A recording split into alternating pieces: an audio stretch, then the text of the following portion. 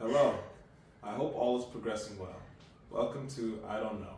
We can talk about it, where we discuss myriads of topics reasonably, civilly, and responsibly.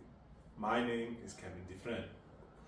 The first topic is about cell phones in school. Looking between a middle school and a high school. I feel as though the article posits what is at the forefront of conversations about cell phones. Why have a cell phone in the classroom? How does any implement cell phone use in the classroom?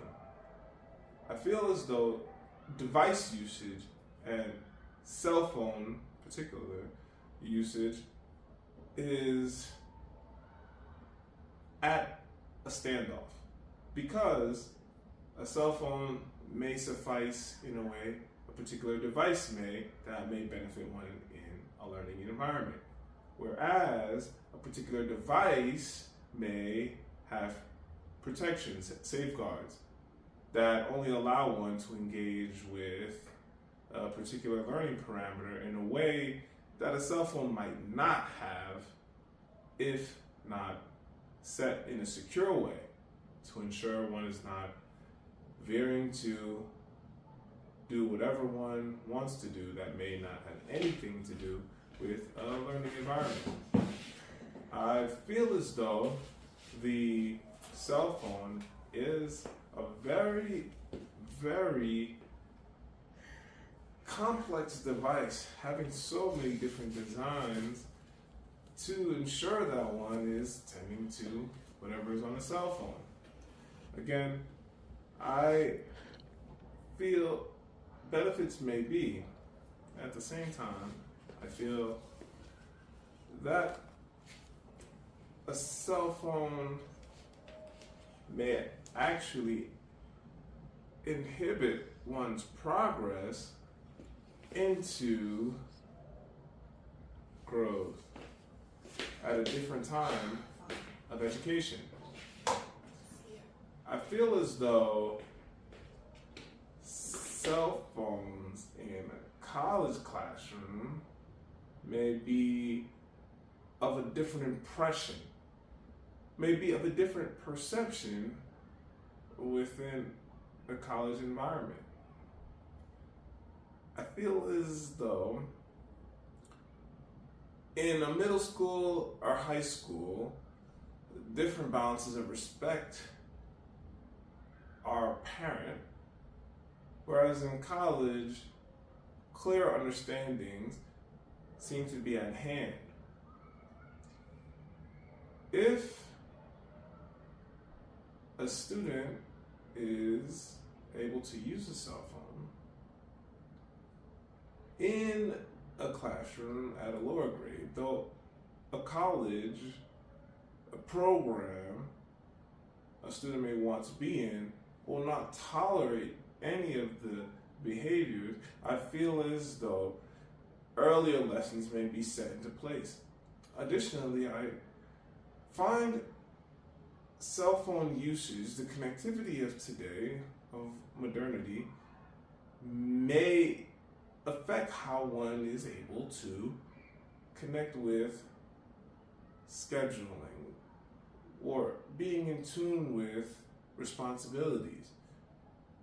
If one is always available, accessible, then I feel as though the inaccessibility or unavailability at a different time may prove different, if not a challenge, for one attempting to progress in life without such connectivity. Realistically, such connectivity, somewhat seemingly 24/7 access, is not realistic. And I feel that may be a coping, a progressing point for any having to engage with maturing beyond the cell phone, maturing beyond hyper connectivity.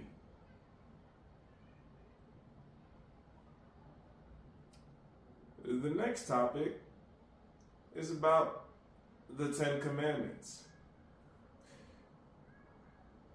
If in law, the Ten Commandments, as a standard in an educational environment, as a standard in the classroom,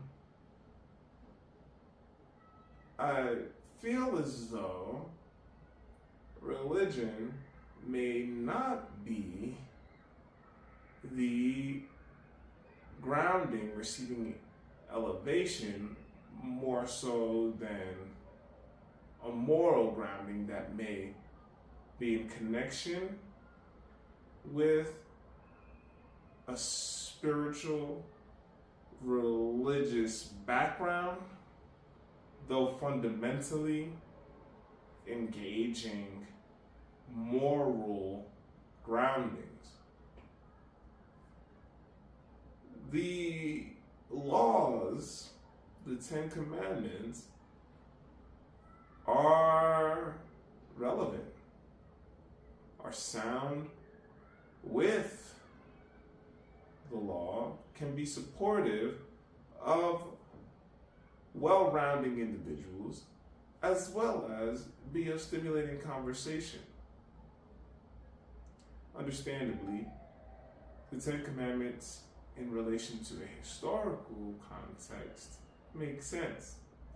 Additionally, any text may be valuable in trying to understand from a literary perspective, from reading comprehension, what definitions might come from perceptions of individuals observing the Ten Commandments.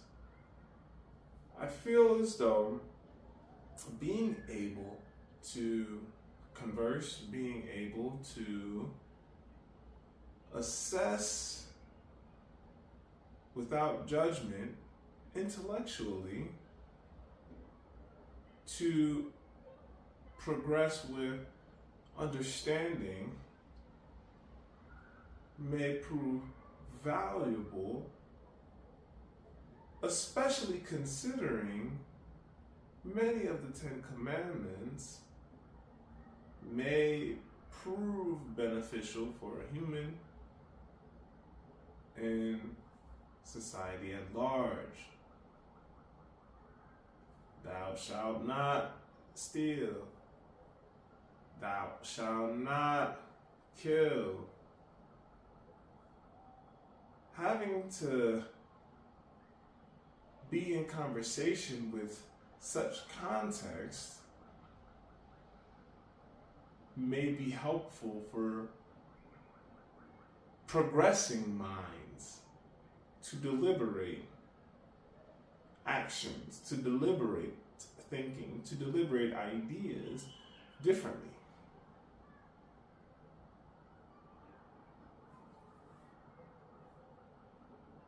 I feel as though when the conversation becomes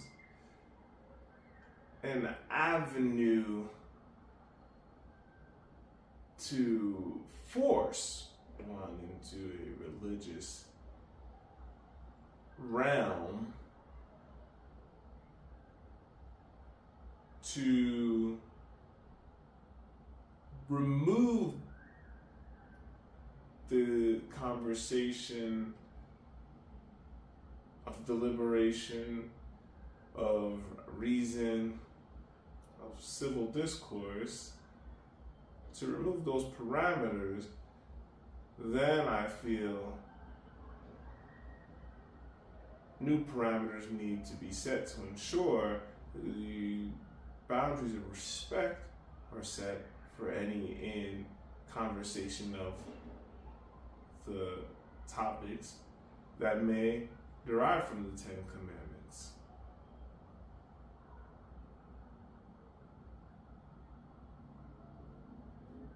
All right, let's do some origami. Today's origami is going to involve some folding. We're going to be actually using a rectangle design to make a basic origami envelope. Now I'm going to fold from edge to edge. If you want to follow along at your own pace, you may find the link in the summary of the YouTube video. Now, what's going to happen next is we're going to fold it in one portion. So just fold in a corner of this origami piece. So I'm just going to fold in a corner.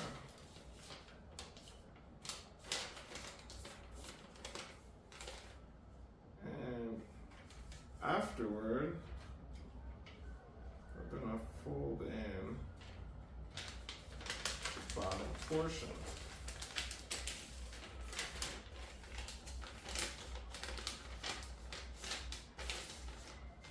Then we're going to fold in the other bottom portion.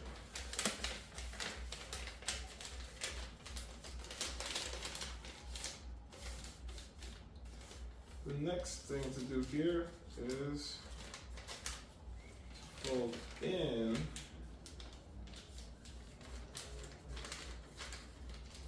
this edge. Then we're going to fold in this next edge. So this is how you can have a basic lockless envelope. So you can put a letter inside and it'll be secured by many different folds. Another way to consider is to fold down each half the long way. Then fold in, and again, when you fold this time, just fold in all the way from the corner. And I'll do another fold in from all the way over in the corner. And then you can fold up. So we're going to fold another corner.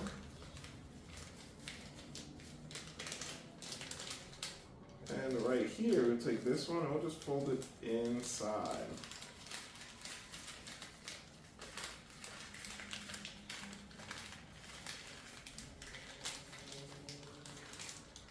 And basically, you have another fold here for another style of your note.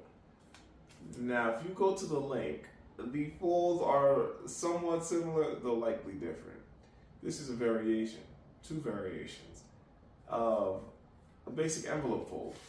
And you can just mix it and match it to fit however your letter is gonna fit, whether it be a smaller piece or a bigger piece.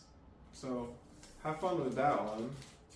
And let's move on to our next topic, which is about, well, reading a physical book. Oh, wow. This book is about girls growing up great. I remember finding the book in an internet bookstore and really enjoying the style of the information. I enjoy reading about women's health. I enjoy reading about health in general. I feel as though reading such books can assist one in being more mindful for oneself, for one's romantic life partner, for understanding how to progress with health in general, what is happening. I really find the text has useful information, especially since the text offers different voices for any to value, for any to appreciate with information one might know or one might not know. And the text is really voicing to what any growing individual may be experiencing biologically, though with what is in connection with oneself biologically, as well as with what is particularly of a progressing woman, a progressing young woman, progressing girl. So I appreciate the text, and I find the text is very relevant and full of good information that may be very useful for any maturing individual that cares about women's health, or young women's health, or girls' health. Our next topic is about Inside Out 2. I actually get to watch a movie this week, and I find the film is introducing so much for a particular audience in connection with puberty and understanding emotional intelligence quite differently now, especially due to reading text by Mr. Goldman, emotional intelligence, working with emotional intelligence. I find having an understanding of the intelligences is quite valuable. I think the film is palpable. It's easy to digest, though I find myself trying to find the points that one may grow from within the film that are sound, so one is able to navigate beyond simply relating to what the main character is going through.